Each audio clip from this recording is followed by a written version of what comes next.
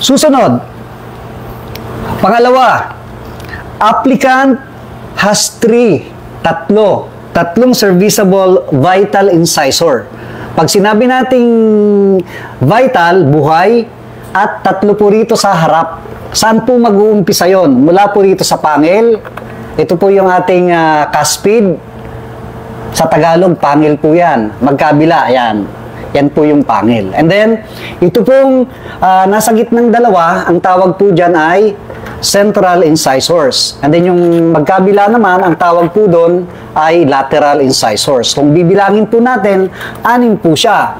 Mula po dito sa K9, papunta doon sa kabilang K9. So, at least, sabi po dito sa ating manual, meron pong 3 naiiwan.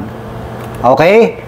So, tingnan nyo po ang mga sarili nyo kung meron pa bang naiiwang 3 ngipin na nasa harapan. 3 ngipin sa harap dito sa taas, ganun din po dito sa ngipin natin sa baba.